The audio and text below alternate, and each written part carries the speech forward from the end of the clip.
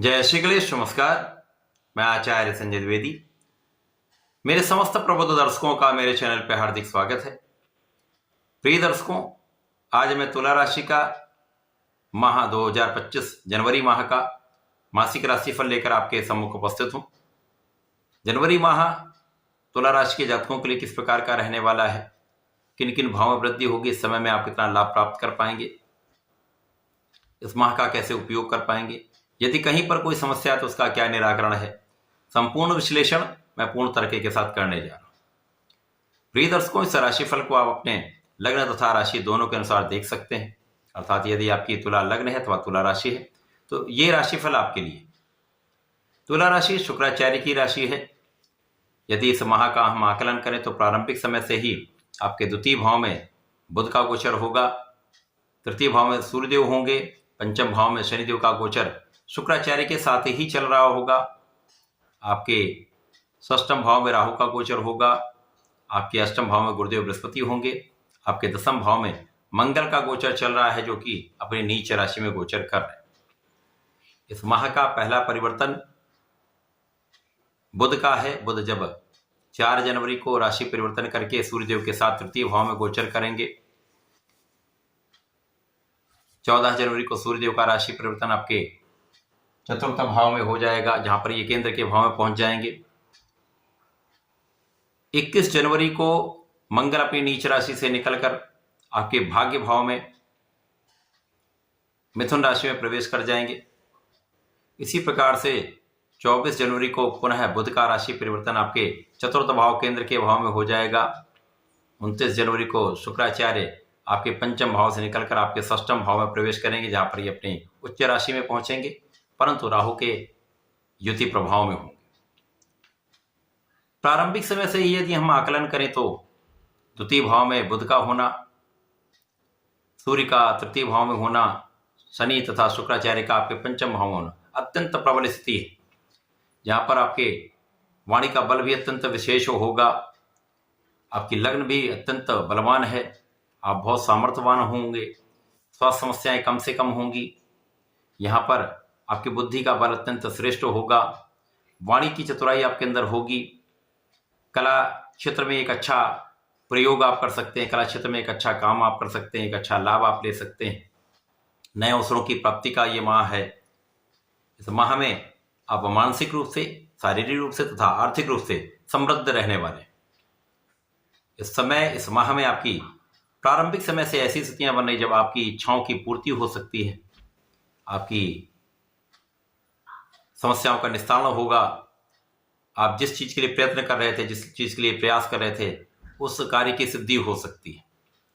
इसी प्रकार से शैक्षिक स्तर पर यह माह बहुत अच्छा रहने वाला है, जब आपका परिश्रम आपके लिए संपूर्ण रूप से प्रभावी होगा।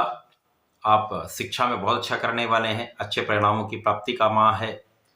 संतान पक्ष भी बलवान रहेगा, संतान से सुख भी मिलेगा। इस माह में प्रारंभिक समय से ही भाग्य का साथ संपूर्ण रूप से आपको प्राप्त होगा।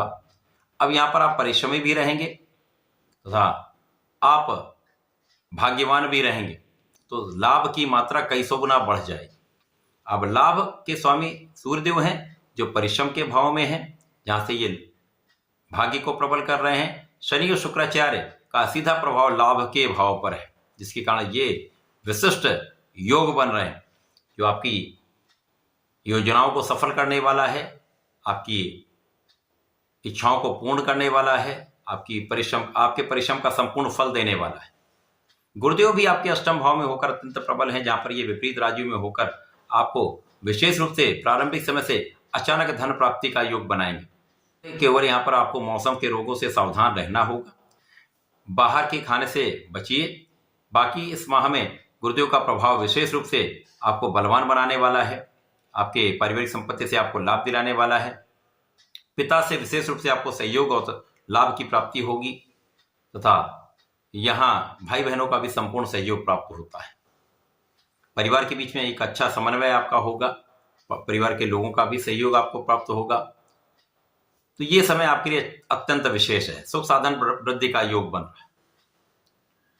इस समय में केवल वे जातक अपने जिनका विवाह हो चुका है आपसी समन्वय बनाकर रखें, जीवन साथी के साथ सामंजस्य बनाकर रखें। क्लेश से बचेंगे, मतभेद से बचेंगे तो समस्याएं कम से कम होंगी। इसी प्रकार से जो लोग साझेदारी में व्यापार या अथवा कोई कार्य करते हैं उनको यहाँ पर बहुत सावधान रहना चाहिए, क्योंकि यहाँ पर समस्या हो सकती है।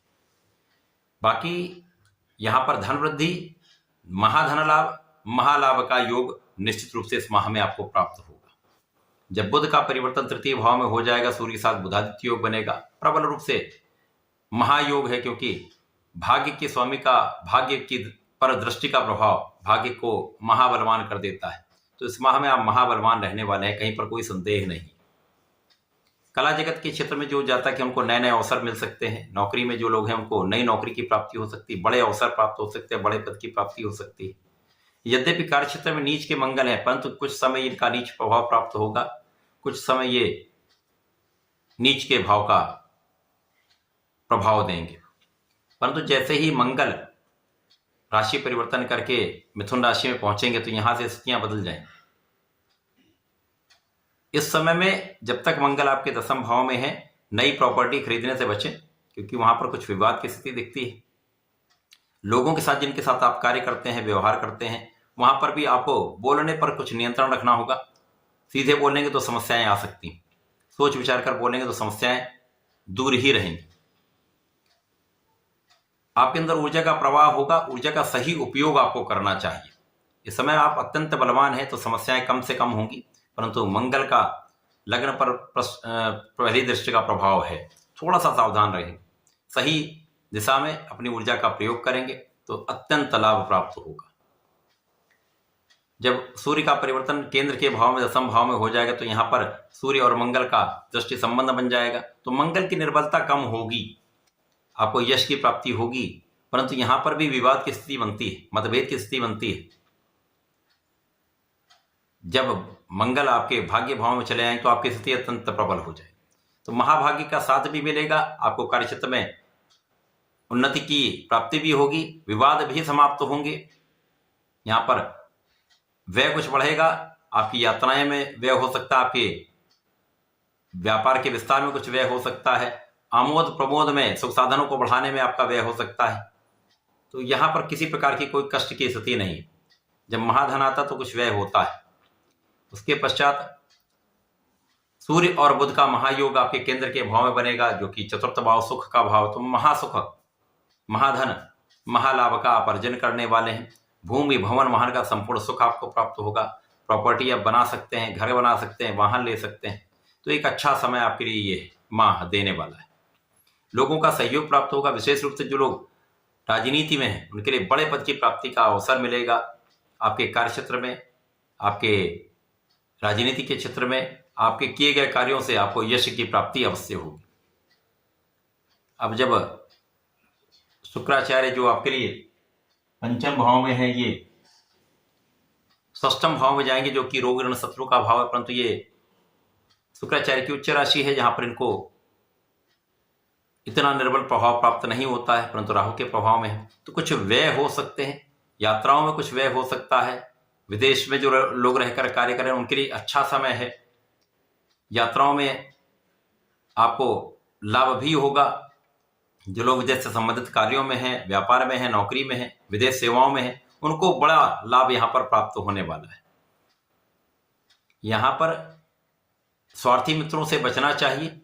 विशेष रूप से यहाँ पर एडिक्शन से तथा भोग विलास से आपको बचना चाहिए। यदि इनसे बच जाते हैं तो समस्याएं कम से कम होंगी, लाभ अधिक से अधिक होगा। जनवरी 2025 का माह तुला राशि के अत्यंत श्रेष्ठ माह है। यहाँ पर आपके लिए लाभ की वृद्धि तय है, सुख साधन बढ़ने का योग है, बुद्धि बल श्रेष्ठ रहेगा, आपकी परीक्षा का परिणाम बहुत अच्छा आएगा। तो संपूर्ण रूप से एक अच्छा माह है, भाग्य का संपूर्ण साथ देने वाला है। परंतु इस माह में आपको निरंतर भगवान शिव का जप करना चाहिए, पंचाक्षर मंत्र का जप करें तथा प्रत्येक शुक्रवार भगवान भोलेनाथ पर दही का अर्पण करें, जल का अर्पण करें, थोड़े से श्वेत पुष्प का अर्पण करेंगे, श्रेष्ठ लाभ आपको प्राप्त होगा। संपूर्ण इस माह का लाभ आप ले पाएंगे। तो ऐसा करके इसका उपयोग करें, लाभ लें। धन्यवाद, नमस्कार।